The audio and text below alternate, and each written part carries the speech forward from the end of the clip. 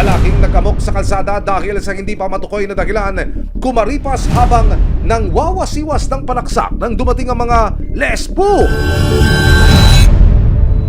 Papasok sana sa trabaho si Santos Masalo Jr. pero wala siyang kamalay-malay na may nakaabang na panganib sa kanyang daan. Meron akong nakita na may nagwawala po yung lalaki. Nakita ko po yung kapitbahay po namin na nambagan ng saksak po. Pero nang makitang inundayan ng lalaki ang kaibigan niyang si Roniel, dito na niya sinubukang lapitan at pigilan ng lalaki. Nadulas ako. Habang hawak ko yung kutsilyo, meron ring nagpapalo sa kanya.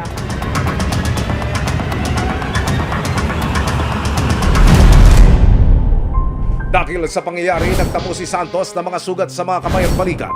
Ito po, natanggal yung kuko po. Tama sa kutsilyo, pati dito ko sa balikat ko po, may tama rin yan. Kung hindi ko naagapan yun, patay ako.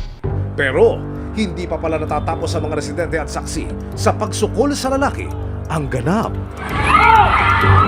Amok turn to Kuya Grilled Quick. Yan! Gusto yan! Ayan! Tama na! Warak na ulo! Nang pagtulungan ng mga residente, agad nilang naibigay sa mga pulis ang lalaki. Napag-alamang Art de la Cruz ang kanyang pangalan. Base po sa nakuha namin na information, palaboy po talaga yung suspect. So hindi po siya nakatira doon sa barangay na yon. Dalawa ang inosenteng mga biktima na sinaksak ni Art. Nakaharap siya sa kasong frustrated homicide. Nakapanayam ng resibo ang suspect. Ang depensa niya para sa pananaksak at pag-aamok. Nandilim daw ang paningin niya nang mapansing masama ang tingin sa kanya ng mga nakakasalubong niya. Bumaba ako, may nakita ko isang tao. Medyo napasama yung tingin niya sa akin. Bigla rin namang paglingon ko parang tumangat yung mukha niya. Iwan yung tingin ko sa kanya. Kaya ganun ang nangyari. Si Art may gusto pang sabihin sa kanyang mga nabiktima. Sa mga nasaksak man na disgrasya ko para mapatawad niya ako, humingi ako ng sedya. Patawad tao lang naman ako. Napugso lang naman sa damdamin. Siguro sa dalang problema. Tawagan niya na sana ako. Makalipas ang 5 buwan na ilipat na si Art de la Cruz sa City Jail habang gumugulong ang kaso laban sa kanya.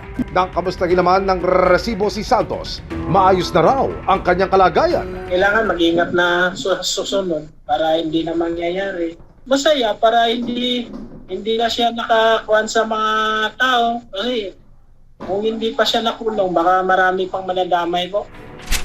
Makalipas ang 1 araw na balitaan ng resibo, ang isa pang insidente ng karahasan na nag-ugat daw sa pikunan. Umaga noong 9 ng Nobyembre, natagpo ang patay ang 43 anyos na biktimang si Michael Navarro dito sa kabaan ng Maria Rosa Street, Ermita, Maynila.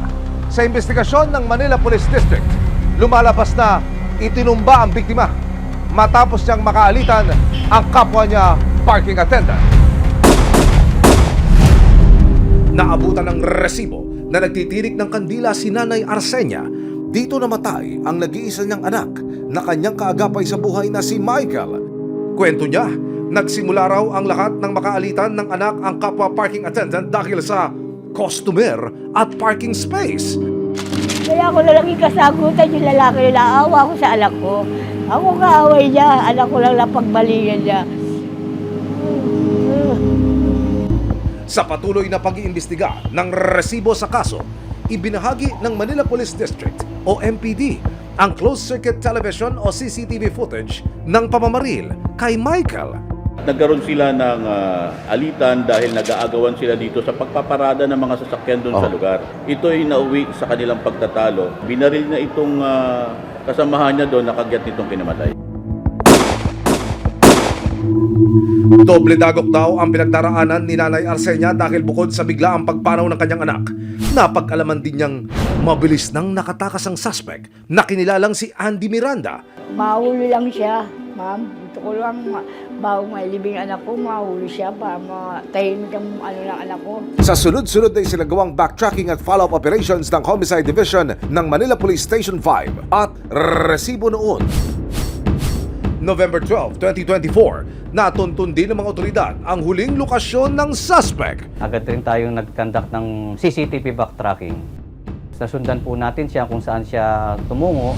At napag-alaman ng mga investigador na ibinebenta na pala ng suspect ang ginamit niyang motor para makatakas mula sa pinangyarihan ng krimen. Uy, kuya, hindi ka very mindful sa part na yan, ha? Yes, yung getaway vehicle po niya. So, doon agad-agad nakipag-transact yung ating isang pulis na humantong sa pakikipagkita sa kanya sa isang probinsya. Kasama ang resibo mula sa Maynila. Nagtungo sa Talavera, Nueva Ecija ang mga operatiba ng MPD para hulihin ang suspect. Kuya Andy, it's time to meet your buyer.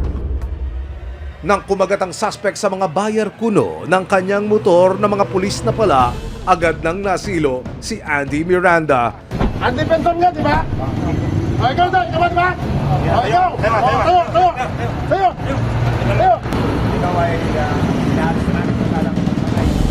Dahil sa pagkamatay ng biktima, sinampahan si Andy ng kasong murder. Unang-una po, itong biktima natin ay unarmed. At the same time, noong tinignan natin yung tama, nasa likuran ito. No, parang mai-interpret natin na patraidor nung ginawa niya yung pamamaril. Sa aming eksklusibong panayam sa suspect, nais na lang daw niyang mapag-usapan ang nagawa niya sa nasawing si Michael. Meron kong panawagan ba sa pamilya nitong biktima kung sakali?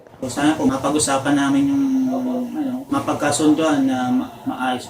Ayusin na lang po ito. Dahil hindi ko naman po kagustuhan yun. Makalipas ang halos kalahating taon, nailipat na sa Manila City Jail ang suspect na si Andy Miranda. Patuloy pa rin dinirinig ang kasong murder laban sa kanya. Kung sakaling mapatunayang nagkasala, maaari siyang makulong ng kapambuhay. Nang kumustahin ng resibo si Nanay Arsenia, patuloy pa rin daw siyang umaasa na panigan sila ng batas at mapanagot ang pumatay umano sa kanyang anak. Ang init ng ulo, maaaring palipasin pero oras na mauwi sa karasan at madilim ang paningin.